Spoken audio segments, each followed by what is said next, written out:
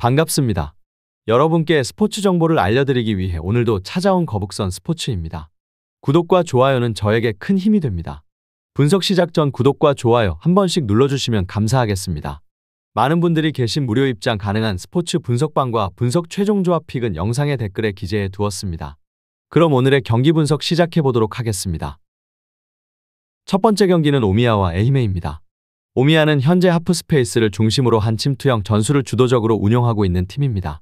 최전방의 스기모토는 박스 앞 하프스페이스에서의 침투 타이밍이 정확하고 슈팅 마무리 능력도 수준급입니다. 그는 한 번의 움직임으로 수비 라인을 무너뜨릴 수 있는 자원이며 최근에는 연계 플레이까지 안정감을 더하며 오미야의 전방 공격을 이끌고 있습니다. 중원에서는 곤잘레스가 미드필드 라인에서 공중볼 경합과 전방 연결을 동시에 소화하며 중간 허리를 단단하게 만들어주고 있습니다. 가브리엘은 후방에서 넓은 커버 범위를 바탕으로 수비 밸런스를 유지해주고 있으며 특히 상대의 빠른 역습 상황에서도 안정적인 대응이 가능한 자원입니다. 오미야의 핵심은 측면 전개 이후 중앙으로 파고드는 2차 공격 루트에 있습니다. 윙백의 전진 이후 하프스페이스로 연결되는 볼의 속도와 정확성이 매우 뛰어나며 이와 동시에 미드필더 자원들이 함께 전방으로 치고 올라가는 속공 전환이 효율적으로 작동하고 있습니다. 이러한 구조는 상대 수비가 간격 유지를 실패하거나 커버 타이밍이 늦어질 경우 곧바로 결정적인 기회로 이어질 수 있습니다. 반면 에히메는 같은 3-4-3을 사용하고 있음에도 불구하고 전반적인 수비 조직력에서 명확한 약점을 드러내고 있습니다. 사토는 속도감을 살린 침투 플레이에서는 위협적이나 박스 앞마무리에서는 여전히 기복이 심한 모습을 보이고 있습니다. 중원에 위치한 무라카미는 공격 전개에는 참여하지만 수비 전환 시 위치 선정이 불안정하고 후카자와 역시 왕성한 활동량에도 불구하고 수비 커버 범위가 제한되어 있습니다. 가장 큰 문제는 수비 간격 유지 실패입니다. 에히메는 이번 시즌 대부분의 경기에서 박스 안 공간을 효율적으로 커버하지 못하고 있으며 후방 빌드업에서도 불안한 장면이 자주 연출되고 있습니다. 300을 유지하고 있음에도 불구하고 중앙과 측면에서 모두 수적 열세를 만드는 경우가 많고 이는 오미야의 빠른 연계와 침투 플레이에 쉽게 무너질 수 있는 구조를 형성하고 있습니다. 결론적으로 이번 경기는 하프스페이스를 중심으로 한 조직적인 공격 전개와 미드필더의 넓은 활동 폭을 바탕으로 한 오미야가 경기 주도권을 잡을 가능성이 매우 높습니다.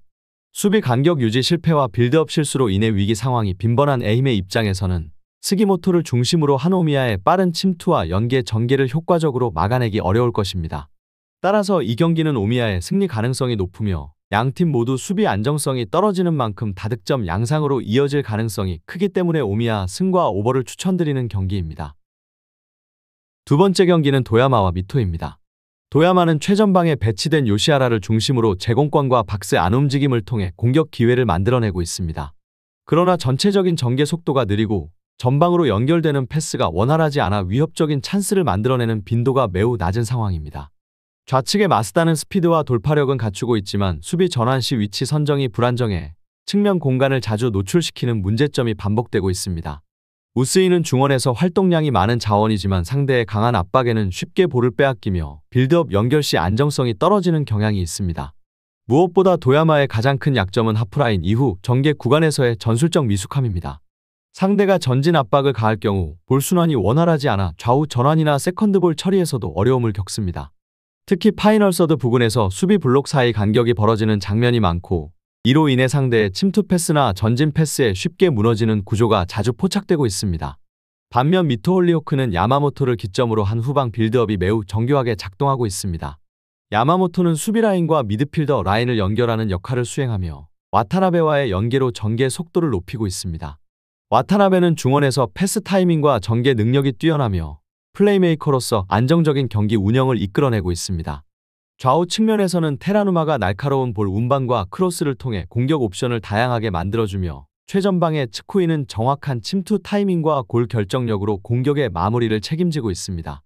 최근 미토는 야마모토 와타나베 츠쿠이로 이어지는 중앙 빌드업 루트가 유기적으로 작동하고 있으며 이는 단순한 점유율 유지가 아니라 실질적인 찬스 창출로 이어지고 있습니다. 특히 도야마처럼 중원 압박이 느슨한 팀을 상대로는 이 라인의 공격 전개가 더욱 위력적으로 작동할 가능성이 높습니다. 결론적으로 이번 경기는 전개의 속도와 전술 완성도, 특히 중앙 빌드업 능력에서 미토가 명확한 우위를 점하고 있습니다.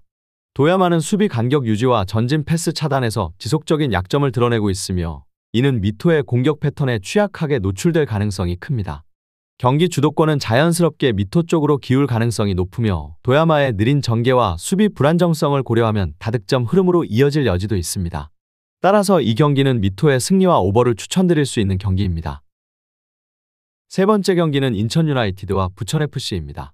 인천 유나이티드는 최전방의 무고사를 중심으로 박스 안마무리 능력에서 확실한 강점을 드러내고 있습니다. 무고사는 제공권과 위치 선정, 마무리 능력 모두에서 안정적인 득점 루트를 제공하는 스트라이커로 이번 경기에서도 상대의 센터백 라인을 상대로 공중과 지상에서 모두 위협적인 움직임을 보여줄 수 있습니다. 좌측의 제르소는 날카로운 돌파 능력과 공간 침투로 상대의 수비를 흔드는 데 능하며 경기 내내 활동량과 볼 운반 능력에서 위협을 만들어내는 자원입니다. 중원에서는 이명주가 중심을 잡고 있습니다. 그는 볼 배급과 압박 조율 모두에서 노련함을 보여주며 이선 침투 능력도 갖춘 자원으로 전개와 마무리를 모두 담당할 수 있는 중요한 축입니다. 최근 인천은 4-4-2 포메이션에서 좌우 측면을 이용한 2-1 전개 패턴이 안정적으로 작동하고 있으며 윙어와 풀백의 유기적인 연계가 상대 측면 수비를 무너뜨리는 주요 수단으로 기능하고 있습니다. 무엇보다 홈 경기에서는 압박 강도와 집중력 그리고 역습 전환 속도까지 상승세를 보이고 있어 상대의 수비진이 흔들릴 경우 빠르게 주도권을 가져올 수 있는 흐름입니다. 반면 부천 FC는 3백 구조를 활용하는 3-5-2 포메이션을 기반으로 운영되며 전방의 바사니가 빠른 침투를 통해 공격 활로를 열고 있습니다. 하지만 바사니는 제공권보다는 공간 활용과 스피드를 중시하는 유형으로 높은 수비 블록을 상대로는 위협이 다소 줄어드는 경향이 있습니다. 티아깅요는 연계 능력이 뛰어나고 측면과 중앙을 오가며 다양한 전개를 시도하지만 슈팅 결정력에서 기복이 심하다는 점이 아쉬운 부분입니다.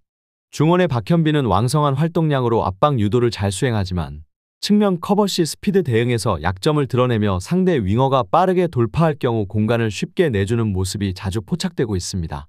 특히 부천은 3백 전술의 한계상 윙백 한 명이 넓은 공간을 담당해야 하는 구조이기 때문에 인천처럼 풀백과 윙어가 동시에 올라오는 2-1 공격 구조에는 매우 취약한 상황입니다. 더욱이 부천은 원정 경기에서 수비 집중력이 급격히 저하되는 경향을 반복적으로 보여주고 있으며 빠른 역습에 대한 수비 전환이 늦어지는 경우가 많아 측면과 하프스페이스의 공간을 상대에게 허용하는 장면이 자주 발생하고 있습니다. 결론적으로 인천 유나이티드는 4-4-2 전술 구조 속에서 측면 수적 우위를 활용한 안정적인 공격 전개가 가능하며 무고사와 제르소를 축으로 한 전방 압박과 전환 플레이는 이번 경기에서도 위협적인 무기가 될 것으로 예상됩니다. 부천 FC는 전술적으로 수비 공간이 많고 원정 환경에서의 대응 능력이 떨어지는 모습을 보이고 있어 인천의 공격 패턴을 제어하기 어려울 수 있습니다. 이런 전술적 흐름과 경기 분위기를 종합해보면 인천 유나이티드가 경기 주도권을 쥐고 흐름을 컨트롤할 가능성이 높으며 경기 내용도 비교적 조심스럽게 전개되며 큰 점수차보다는 안정적인 스코어로 승부가 갈릴 수 있습니다. 따라서 이번 경기는 인천의 승리와 언더를 추천드리는 경기입니다. 네 번째 경기는 김포FC와 천안시티입니다. 김포FC는 3-5-2 포메이션을 기반으로 조직적인 압박과 속공 중심의 공격 전개가 특징적인 팀입니다. 최전방의 루이스는 박스 근처에서 침착한 마무리 능력을 갖춘 스트라이커로 상대의 수비 뒷공간을 노리는 움직임과 제한된 찬스에서도 결정력을 발휘할 수 있는 자원입니다. 플라나는 측면에서 활발한 전방 압박 가담은 물론 볼 없는 상태에서 빠른 침투로 공간을 만드는 능력이 탁월하여 김포의 좌우 전개에 있어 핵심적인 역할을 맡고 있습니다.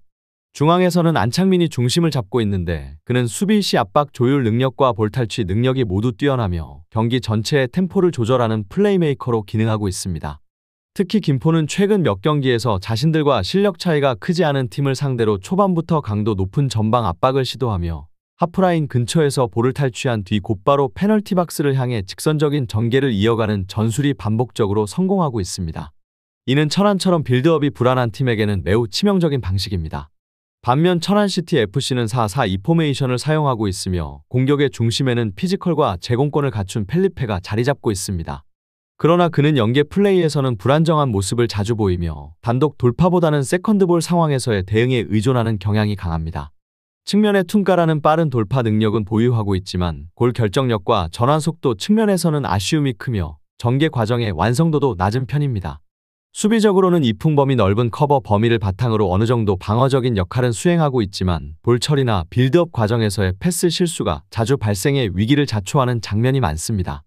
특히 천안은 원정 경기에서 수비 진영 내볼 간수 능력과 압박 탈출 능력이 떨어지며 상대가 전방 압박을 적극적으로 펼칠 경우 실점을 허용하는 비율이 매우 높은 특징을 보입니다. 이는 김포와 같은 빠른 전환 전개와 직선적인 압박 구조를 가진 팀에게는 상대적으로 매우 취약한 전술적 약점입니다.